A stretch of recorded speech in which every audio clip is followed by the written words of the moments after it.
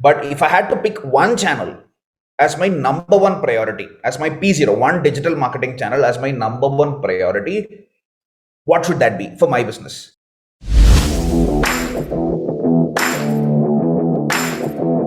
I understand what the various aspects of digital marketing are. I know what is SEO, I know what is SEM, I know what is Facebook advertising, I know what is LinkedIn advertising. But tell me, for my dhanda, for my business, what needs to be the number one priority? I know marketing is a team game, right? It's like football, right? You have all of these channels working together in conjunction. But if I had to pick one channel as my number one priority, as my P0, one digital marketing channel as my number one priority, what should that be for my business? Limited mind space. I'm focused more on growing my business. My entire company is just 5 people. I do almost all of the work myself, right? This is what I hear from entrepreneurs. So how do I prioritize? So what I will do is, in the next few minutes, I'll help you understand how do you prioritize your digital marketing efforts for your business, for your problem statement, for your business use case, yeah, for your category.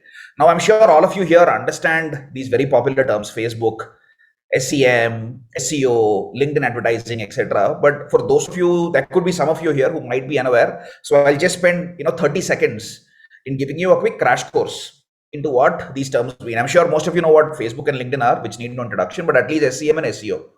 Now, let's say Satvik is looking to plan a holiday, right? Let's say he's looking to plan a holiday in Kulu Manali.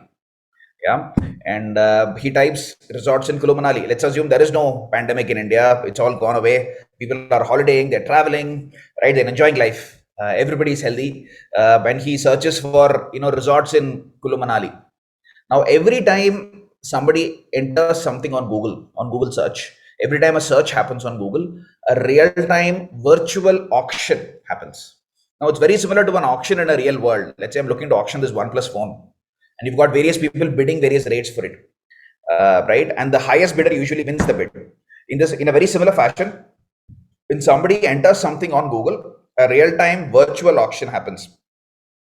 And you have various advertisers who are bidding various rates for the right to serve their advertisement in the first spot for that particular search query. Now, let's assume in this example, hypothetically speaking, Booking.com has bid 100 rupees.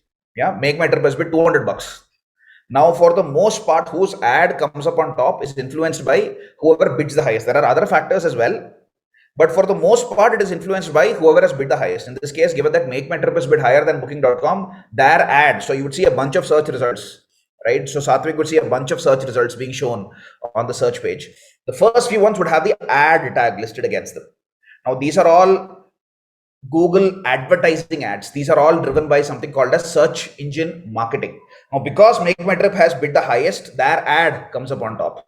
Now, if Satvik were to click on the Make My Trip ad, Make My Trip would be charged 200 bucks by Google. This is called CPC, cost per click advertising. That's the amount that Make My Trip is bid for.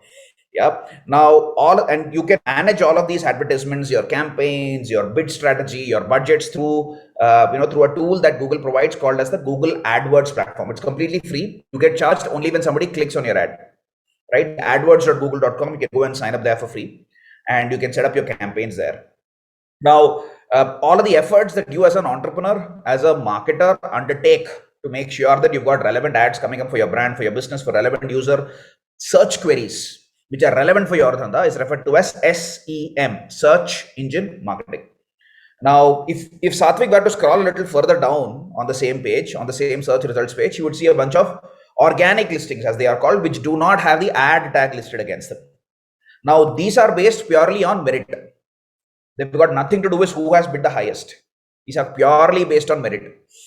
This Google has an algorithm, which is the organic search ranking algorithm, which makes a determination of which website, which landing page has the freshest content, the most relevant content, has the best user experience, is optimized for mobile rankings, loads really quickly, latency is very minimal, thereby giving the best possible user experience for the people who are actually searching for things on Google. So based on a variety of different parameters and factors such as these, Google decides, the algorithm decides which landing page to bubble up on top.